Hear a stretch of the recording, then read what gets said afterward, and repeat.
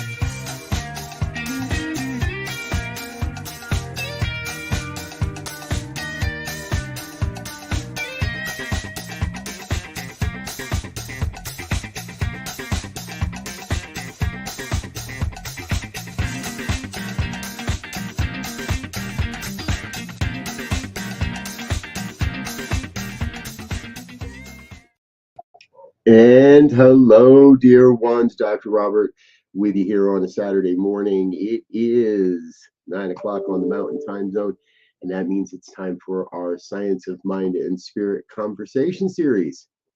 Thank you for coming. Thank you for being with us. Thank you for being a part of what we're doing here on the New Thought Media Network. Going to change that layout. Get rid of that. There we go. All right. Oh, welcome, welcome, welcome. Saturday morning, it's going to be a good conversation. I'm going to share that with you right now. And a conversation requires that we all get involved. So please feel free to leave a comment, ask a question, any of those types of things as we go along here today. And a quick thank you to Rev.DR Robert Brzezinski for last week's look at what is a great chapter, Finding the Christ. I tell you, when I look at my Science of Mind textbook, that chapter, almost every line is in some way annotated, highlighted, focused upon. Love it. And I think Barbara Jean, I loved what Barbara Jean shared last week. If you haven't had a chance to see that, please go take a look at that. Take a look at that and check that out. Okay, let's get into immortality, though. 371 in the textbook. Good morning, Wayne. Good to see you, brother. Glad you are with us. Shaybird, glad you are with us.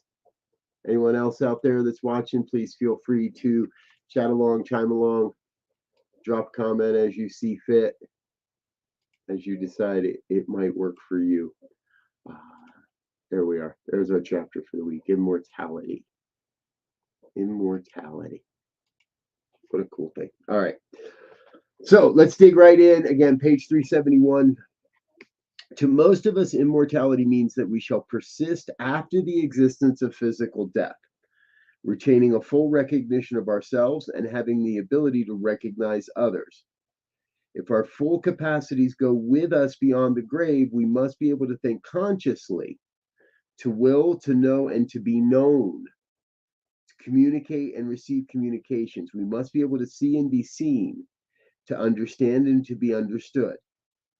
In fact, if one is really to continue as a self-conscious personality beyond this life, they must do so only if they maintain a continuous stream of the same consciousness and self-knowingness that the one possesses now. That would not seem to be our human experience, to maintain the personality. And Holmes continues. I'm going to just continue and read these opening couple of paragraphs real quick.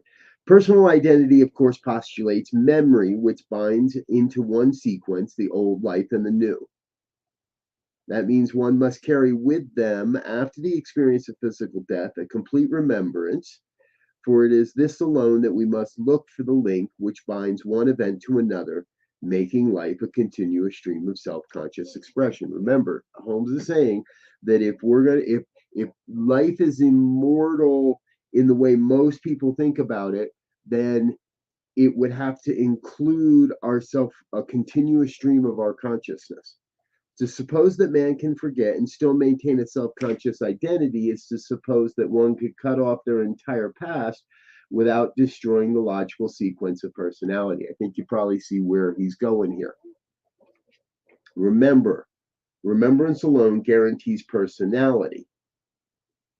We are not content with the thought that immortality is merely the result of one's life work, which they have left behind. For instance, what is immortalized when a man immortalizes himself in their offspring, we ask, what of the man? Man, then, if he is to have an immortality worthy of the name, cannot be continued as he is now beyond the grave. Death cannot rob one of anything if we be immortal. Death cannot rob anyone of anything if we are immortal. See, here's where, to me, we dig in right away. The human perception of death is really not related.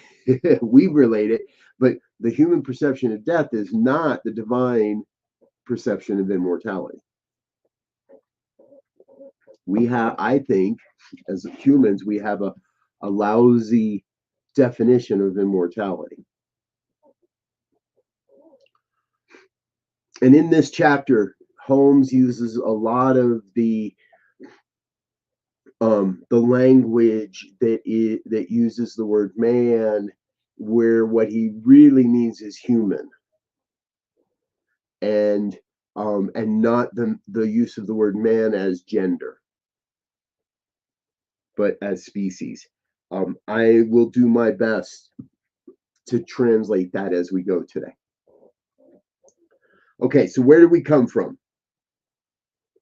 First off, page 372, second segment, third paragraph, last line. The invisible life principle incarnated in us, cannot be analyzed. We're never going to figure out the invisible life principle that is incarnated in us. Cannot be analyzed. Any attempt to do so would be futile. And on the next page, 371, so if one's life is of God, then it comes from a source that has no beginning. So the question as to why one is must forever remain unanswered. We will never answer the question why we exist. And here's his next line. God could not tell why God is. As divine expressions of God, we will never fully be able to explain exactly why we are. And if my wife's listening, she's gonna chuckle and smile and laugh, because for a long time now, I have told my family, and I live in a place where I say, why is an irrelevant question. The only answer to the question why is because. Now, the Simon Sinek fans out there will yell at me, and I know that. That's okay. And I understand, the use of that question in different meaning. But when we contemplate the why of our existence, specifically, irrelevant question. Just is. Because. Just is. And Holmes uses a lot of language in this chapter that is assumptive, is the royal we, assumptive of his audience's agreement with him. Remember, we're at the back of the book at this point. And Holmes also wrote from that perspective that if you've made it this far, you're probably on board and fully invested in this philosophy. And so he begins to include his audience and his reader, assuming there is um, no other agreement than what he's sharing. And in most places, that is absolutely true. So we are not so much interested, however, in why we are as in what we are. That we are some part of life no one can deny and keep faith with reason. So what Holmes is saying is we know we are, and we know we are divine, and we know we are God. We know we are the one made manifest. We are the living expression of the God, of the one God. And so it's not about why I'm alive, it's what I am living and what I am. No one can deny and keep faith with reason. No one can say I'm not that and still find themselves to be a reasonable person, is what he says there. Now, down a little bit, next paragraph, when man first awakens to self consciousness, what I want you to focus on, body or form is the necessary outcome of self knowingness. If we are to know ourselves, there has to be something for us to know. And so to become self knowing, we have to have a body to which to know not only ourselves, but the world around us. In order to know, there must be something to be known. Some kind of body or expression always was and always will be. If consciousness is to remain true to its known nature. So we have to have an experience, a physical experience, a body through which we each, as God, come to know the individual consciousness, the self knowingness, the individualized consciousness that we are creating. Down on 374, about halfway down the page, the soul needs a physical body here, else it would not have evolved one. All right, I'm with it. I'm in on that. Everybody got a thumbs up on that one, right? The soul would not have evolved a human body if there was not need for one. But when by reason of disease, decay, or accident, the physical body is no longer an adequate instrument through which the soul may function, it lays the present body aside and continues to function through a more subtle one, through a more subtle body, not a body that we see with our eyes.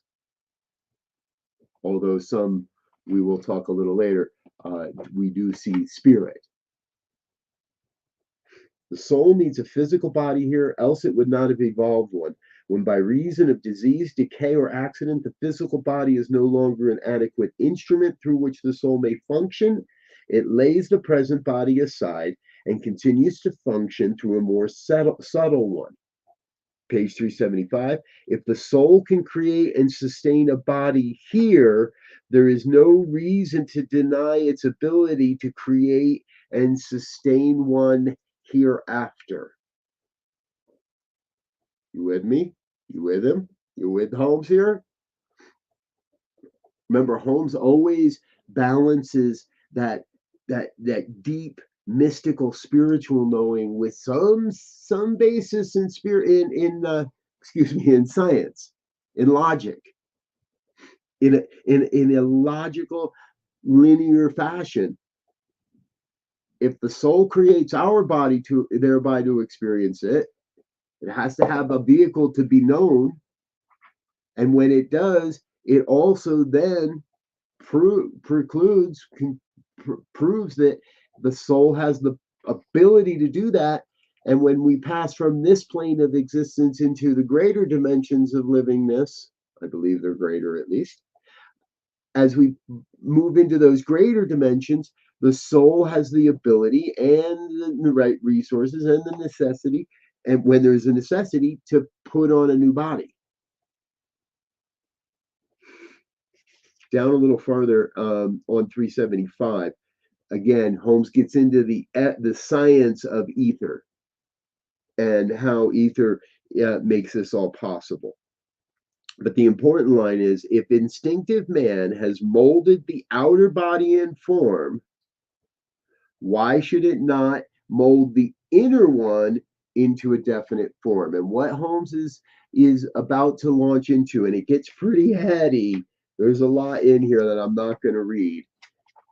What he's getting into is that there are layers of various bodies within us.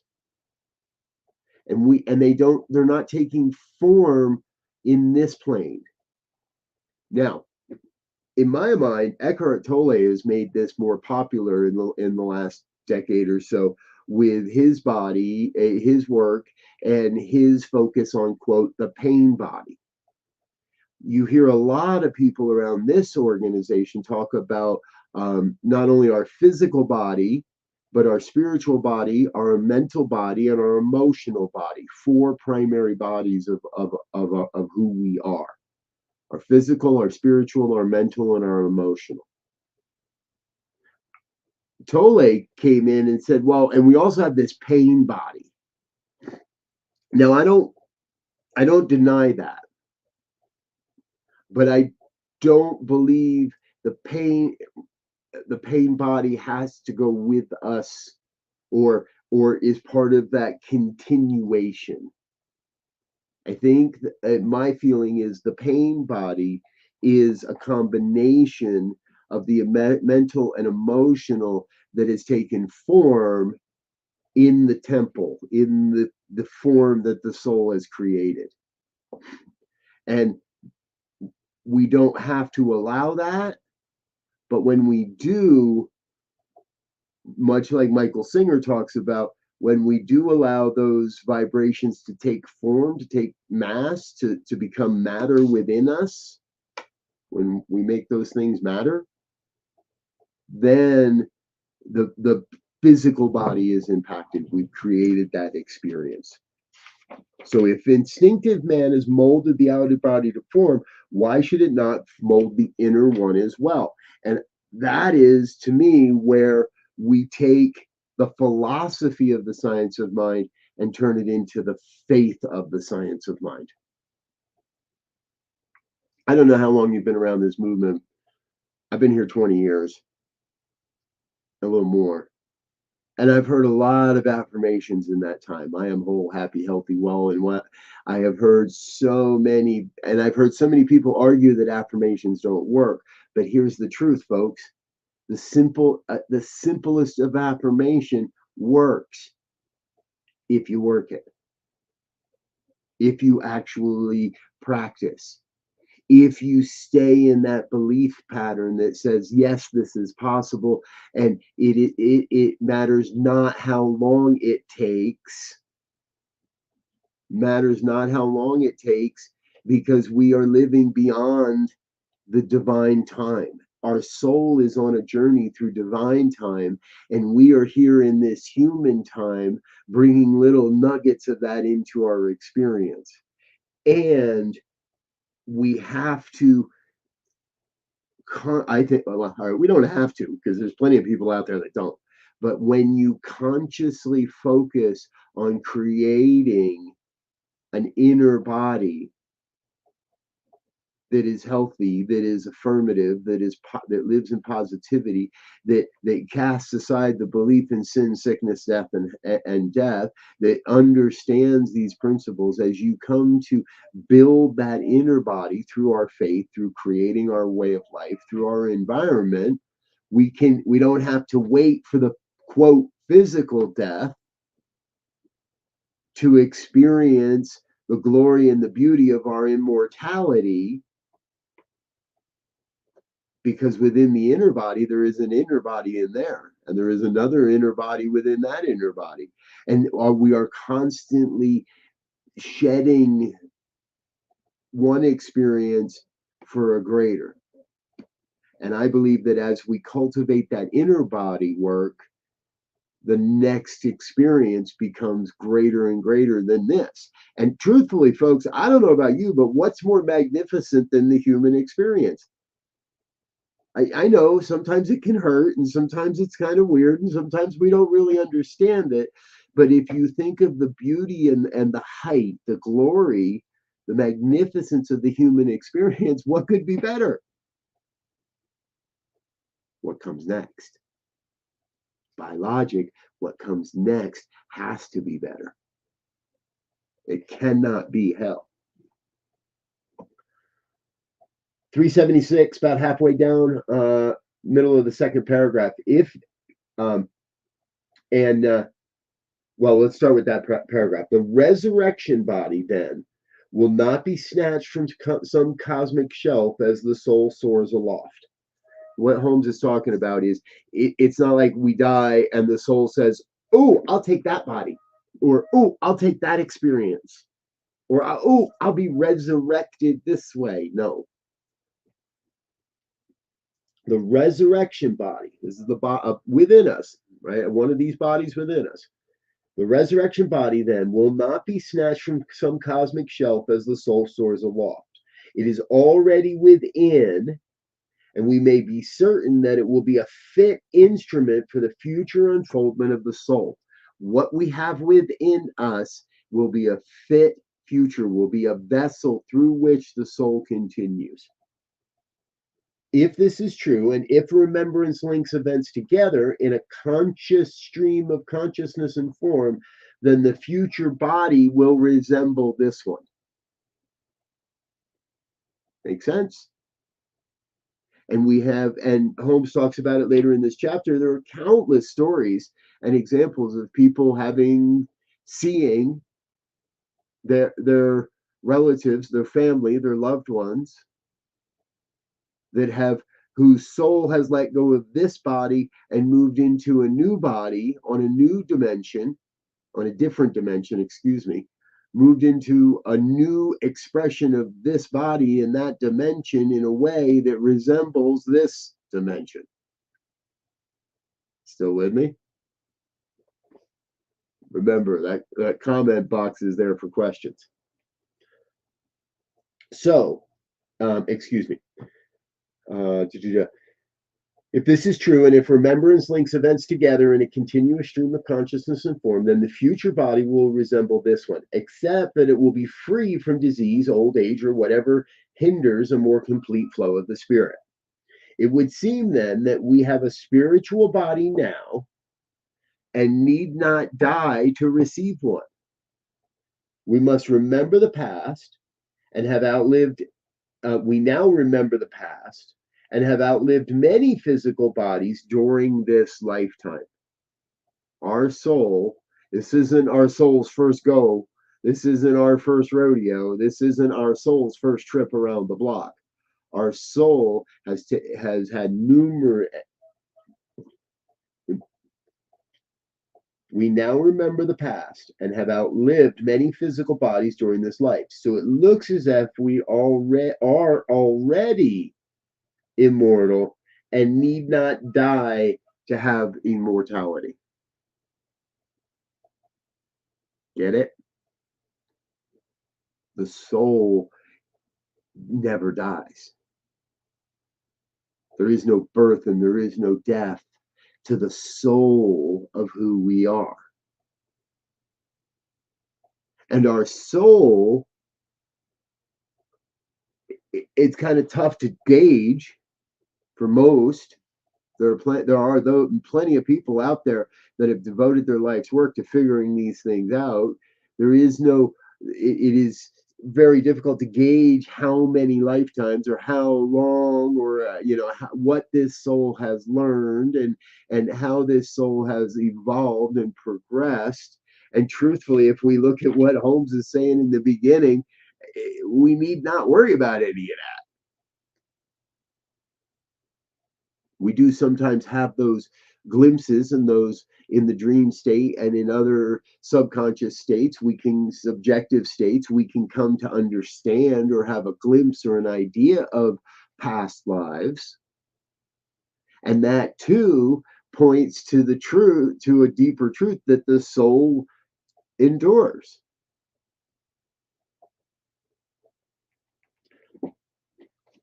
Over on 377. To know that we maintain an identity independent of the physical body is proof of enough of immortality.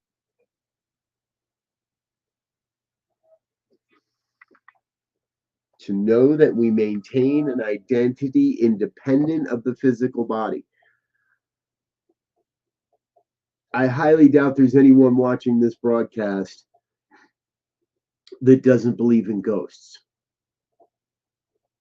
Because ghost is just another name for an etherical representation of a physical body, of a soul's physical body.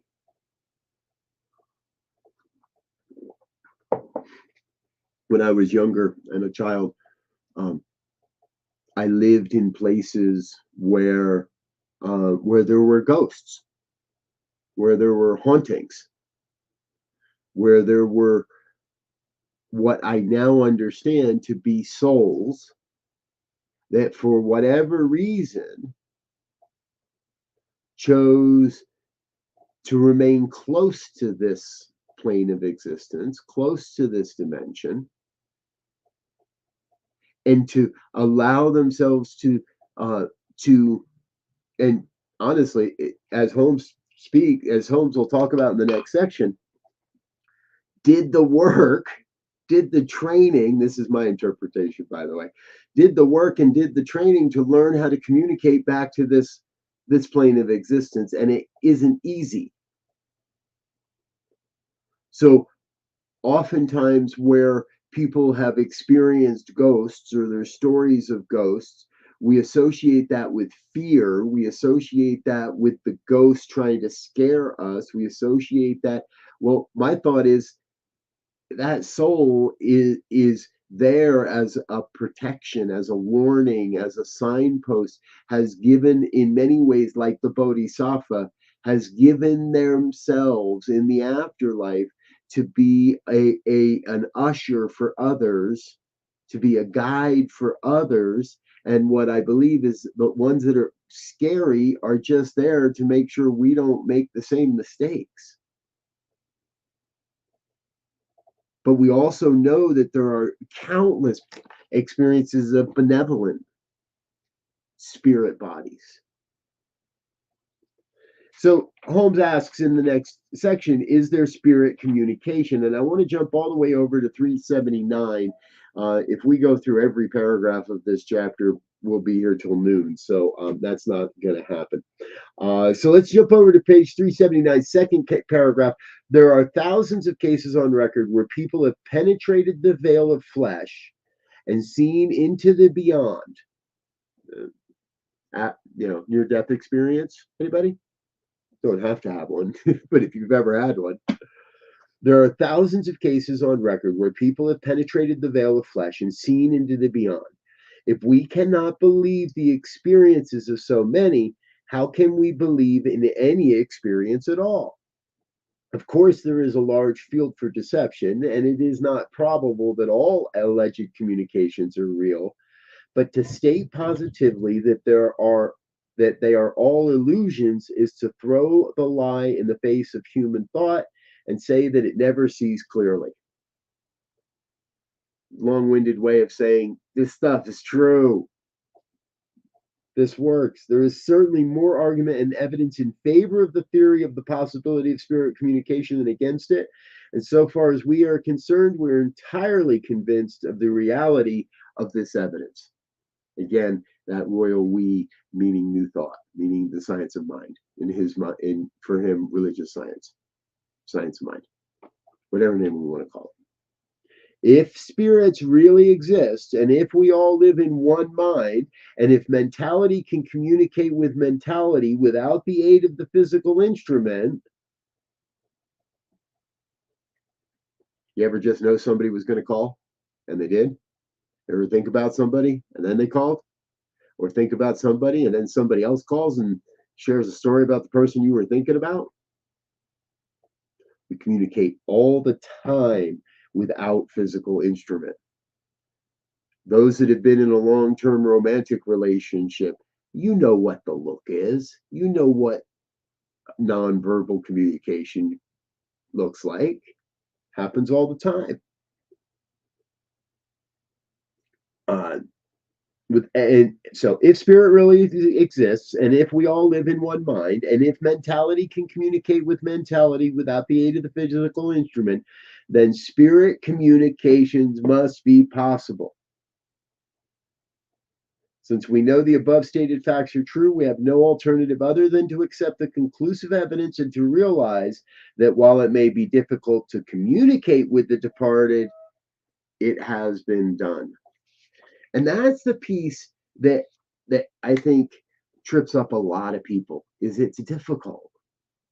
Now, what Holmes is going to go on to explain in here is part of what would, because of the shift in dimensions and because the soul has already released its human body, the difficulty lies in, well, he uses the example, imagine if you tried to think a talk to an audience. How many of you know what I just thought? Maybe one, maybe a couple, maybe none.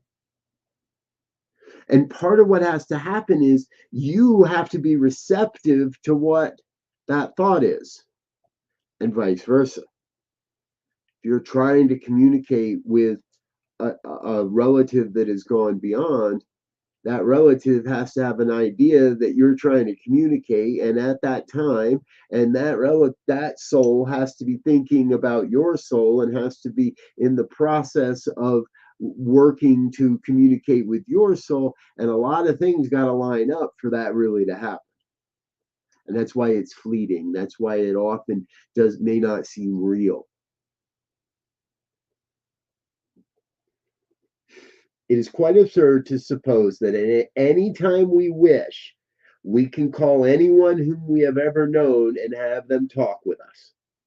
We are unable to do so here, and the psychology and metaphysical laws are the same on every plane. Massive capital letters here. We're on page 380. To suppose that we can compel the attention of anyone out of the flesh any more than anyone in it is an absurdity. And if we could, what would we hope to gain? People out of the flesh know no more than they did when in the body. However, I believe that we do often do communicate with the subjective of those who have departed, whether they know we are doing so or not. But the messages that come in our present state of evolution are very incoherent.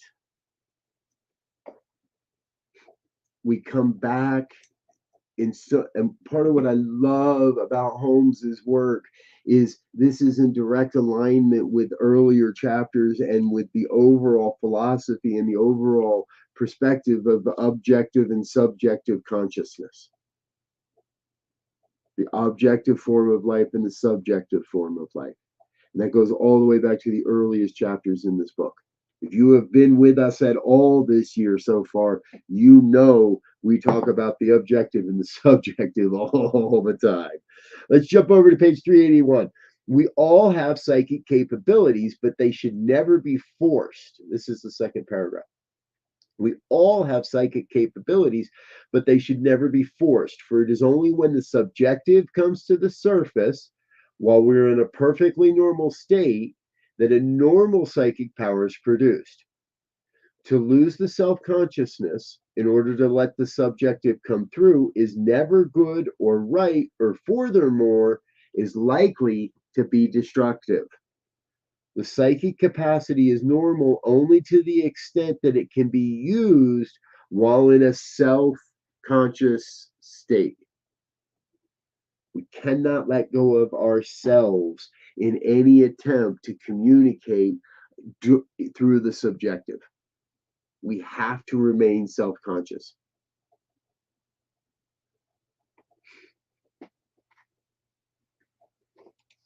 Our dear friend, Dr. Tracy Brown, loving these reminders of why this is my favorite chapter in the book.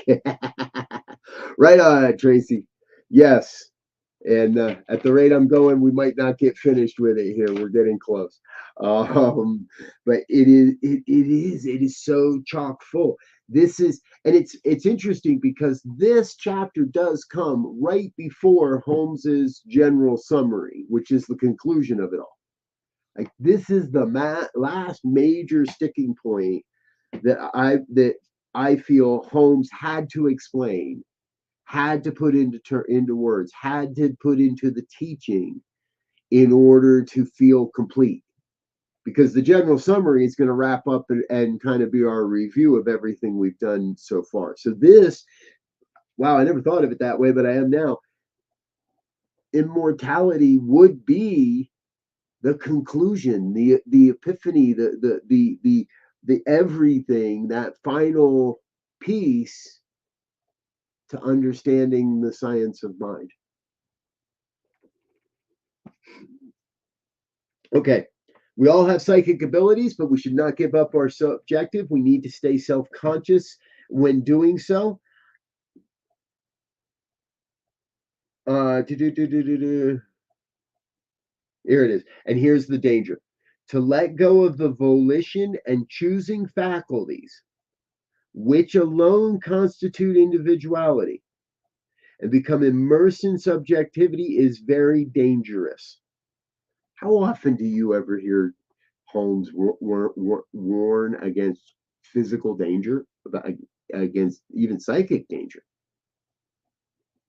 To let go of the volition and choosing faculties, which constitute our individuality. We are not to let go of our individuality and become immersed in the subjectivity is very dangerous. It is a crime against individuality to allow the conscious faculties to become submerged.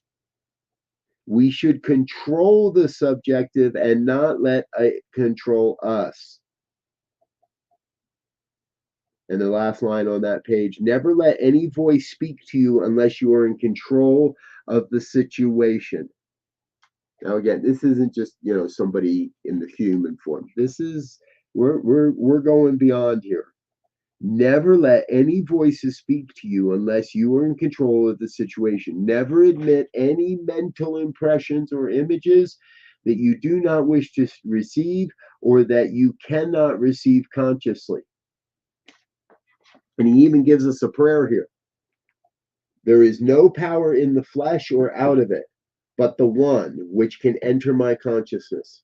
Anything that obeys the one, conforms to the one, believes only in the one, and comes only through the consciousness of the one is perfectly welcome. But anything other than that cannot come. Just don't hear it. The only value that an understanding of psychic phenomenon can have, and the only reason for introducing any discussion of it in this book, is that without a comprehension of it, we do not understand the complete workings of the mind. We do not understand the experience which people often have, and is the consistent philosophy which deals with mind. The lack of an understanding of psychic phenomenon would be inexcusable. Inexcusable for anyone in this day to say that powers of clairvoyance, telepathy are not exercised is to admit their own ignorance. These things do happen and are continually happening in more and more instances. The thing to do is not to deny what happens, to find a logical and scientific explanation of it. It is our business to explain all mental action insofar as at present it is explainable. It's our job to do the best at explaining what we understand and what we know. And as we are better able to understand and explain these things, we will be better able to explain and understand these things. It is our business to explain all mental action insofar as at present it is explainable. And so we must find an answer which will cover the law of psychic phenomenon, the science of mind. I want to touch on a couple more highlights, folks, and then we're going to wrap this up. And I want to talk a little bit about what happens now that we're almost done with the book. Because we are at that point. July is almost over, and we are almost done with this book. So we want to talk about that. Before we get there, let's jump on to, page 385. In the middle of the first paragraph, nature will not let us stay in any one place too long. She will let us stay just long enough to gather the experience necessary to the unfoldment and advancement of the soul. Every time I find that line, every time I'm in this chapter, every time I come to this page, nature will not let us stay in any one place too long. I believe, well, I know we're either growing and expanding or we're withering and we're dying. I believe we have the capacity within us to live forever.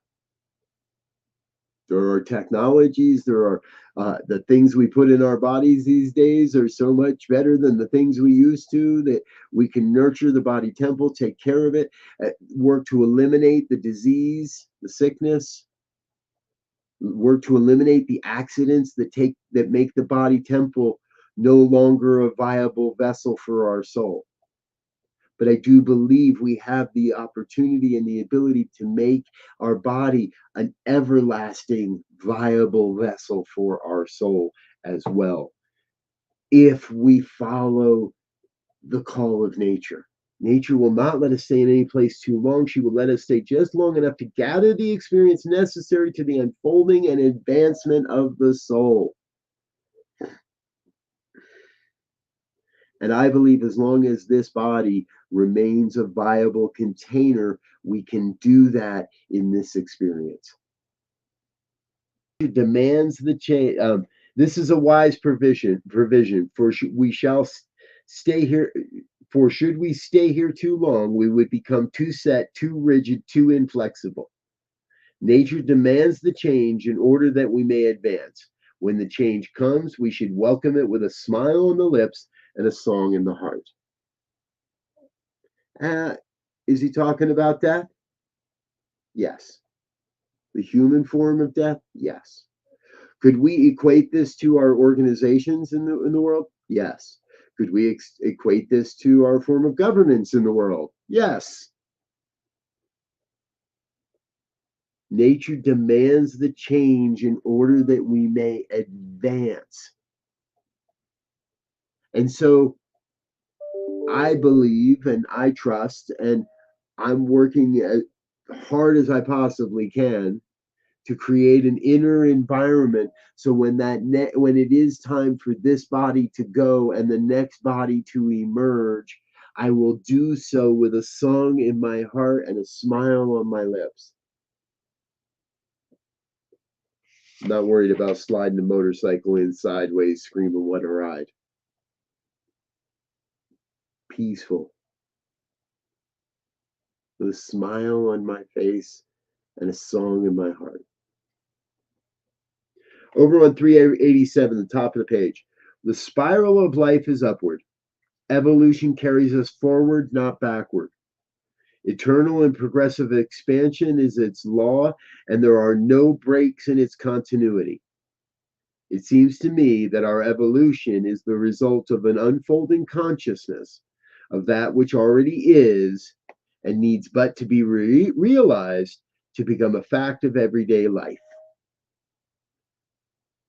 This is one of the, again, to me, this is a culminating statement in the science of mind philosophy. The spiral of life, there's so many images, so many things in this 3-sentence paragraph. The spiral of life is upward. Evolution carries us forward, not backward. Eternal and progressive expansion is its law, and there are no breaks in its continuity. It seems to me that our evolution is the result of an unfolding consciousness of that which already is, and needs but to be realized to become a fact of everyday life.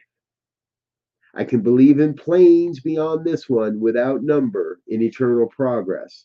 I cannot believe that nature is limited to one sphere of action. We are eternal beings. And when we awaken to that, when we align ourselves with that deep understanding that death is not the end, but a portal, a, a, a, a graduation. So many different analogies we've used over the years. And imagine how freeing life becomes when we recognize that it is the soul's journey, not my mind's journey, not this body's journey. It is my soul's journey that I am witnessing. And in that degree, in that, my soul remembers. My soul remembers what came before this. It may not be necessary in my physical plane for me to remember this. It may not be necessary for this version of my soul to remember what my soul has gone through or has grown through. And if we look at anything in the science of mind, it all points forward anyway. It's all about taking that look forward in our lives and not dwelling on what got us here, not dwelling on our past. Yes, there may be things we need to go heal. There may be things we want to make amends about. And yet, it's about moving forward, looking forward to the day when we get to play in a new dimension. And don't get me wrong, I'm real happy with this one.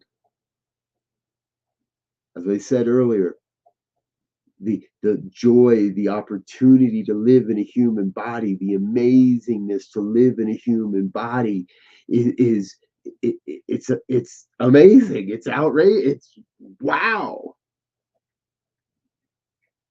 And I rest easy every day knowing that the next is going to be even more wow. More wow. We want more wow. There it is. On the pages, bottom of page 388, last paragraph. And so we prepare not to die, but to live. The thought of death should slip from our consciousness altogether. And when this great event of the soul takes place, it should be beautiful, sublime, a glorious experience. As the eagle, freed from its cage, soared to its native heights, so the soul, freed from the home of heavy flesh, will rise and return unto its Father's house, naked and unafraid. And when death shall come, and the spirit freed shall mount the air, and wander afar in that great nowhere, it shall go as it came, freed from sorrow, sin, and shame, and naked and bare through the upper air.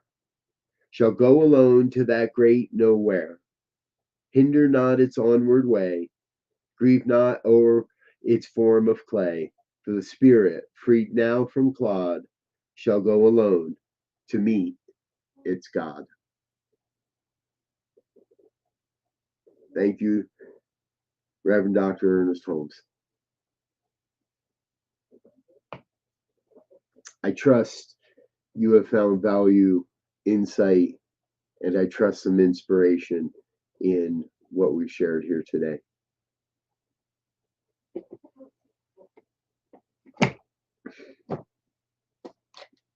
I look forward to what comes next. And I look forward to sharing the journey with you. And speaking of what comes next week we start a 2-week deep dive into the last portion, the final chapter, as it were, the general summary. And the reason we do this in two parts is there's not only is there a lot in here, and it's so much fun to look at this, and I love when we get different perspectives. Sorry, I'm pulling up pages here so I can give you the page numbers. I love that we get different perspectives on this each and every year. So we're looking at pages 390 through 422. That's 32 pages. That's a lot for us in 1 week. So we break it up into 2 weeks. And there are so many great nuggets in this general summary. I encourage you, number one, give it a read this week if you've got the book. Give that general summary a read this week and prepare yourself for the conversation that we're going to have next week. I forgot to look at my schedule, so I don't know who's going to be doing the talk next week or the week after.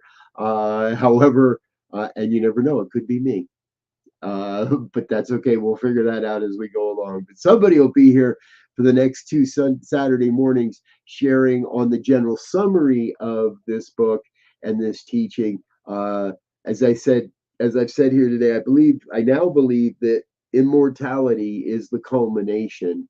And now we're going to kind of make sure everybody's clear on all the major topics and summarize and put it all together and make it a little more, well, let's say a quick couple of reference chapter to some of the major highlights of the book. So be with us for the next couple of weeks on that. And then following that, we dive into our second half of the year where we start to look at the science of mind resources and articles and written work by Ernest Holmes and others around the science of mind philosophy from the Science of Mind Library and Archives.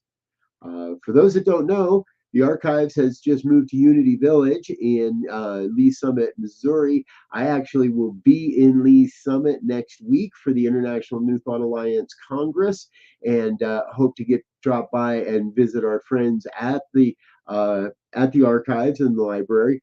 And so what we do from this point forward, after the next couple of weeks, after we get done with the general summary, then we pull out individual resources that are available through the archives. Some of those are free resources you can download. Some of them require a membership or a small donation to access the resources. We make those available to you to help raise awareness of the archives and truly to dig into the deeper resources than just the Science of Mind textbook, other things that help us excuse me, understand and therefore live this philosophy in a greater way. And I love seeing what all of our various hosts pull up and what they find in the archives. And I'll tell you, the archives are constantly adding new material. As new and new material becomes available, they, even in the midst of this move, they're working diligently to bring us new content, new material to look at, an opportunity to see more deeply into the history of this philosophy, and oftentimes into the thinking and the revelations of the great thinkers of our philosophy, Dr. Ernest Holmes and others as well. So you'll hear from of other New Thought teachers and leaders from over time. Yeah, there we are. Okay. I'm Dr. Robert. Look at that. It's 5 minutes of the hour. I'm right on time. If you do have any questions or anything you'd like to address, you're welcome to hit me up right now. If you're not already typing, though, but you please also do stay in touch and stay with us in my you're welcome to email us info@ntmedia.org. That's info@ntmedia.org. I don't have a banner for that. So join us. Hey, look at that. There's a good community. Join us over on our community platform, community.ntmedia.org. We'd love to see you over there. Perhaps share a post about today's broadcast with the community. All right, I'm going to get out of here, folks. I love you. On behalf of everyone here at New Thought Media Network, we want to thank you for being a part of what we're doing. And before we go, let's say thank you to our organizational sponsors and individual donors. How about that? Please help us say thank you to our organizational sponsors, including the Hefferland Foundation, Affiliated New Thought Network, International New Thought Alliance, Science of Mind Archives and Library Foundation, Center for Spiritual Living Denver, Center for Spiritual Living Midtown, New Thought Philadelphia, Planned Happiness Institute, Summit Center for Spiritual Living, One Heart Retreats, Center for Spiritual Living on the Lake, Unity Kitchener, Unity Spiritual Center Ottawa, Om Center for Spiritual Living, Satya Center, Begin Within Ministries, Center for Spiritual Living North Jersey, Unity of Savannah, and the Center for Spiritual Living Seattle, as well as all of our individual donors. Thank you for being part of the New Thought Media Network. Please like, share, and subscribe. New Thought Media Network, positively inspiring. Yes, yes, yes. Thank you, thank you, thank you to all of our organizational sponsors and individual donors. It is thanks to folks and organizations like you that allow us to take this message out onto the planet, out into the world, anywhere you can catch this internet signal. It's a great honor and a great privilege to be supporting this ministry. And I, again, thank you so very much for financially supporting this ministry as well. I'm Dr. Robert. I'm out of here for now. Until next time, I wish you peace and richest blessings. Bye now.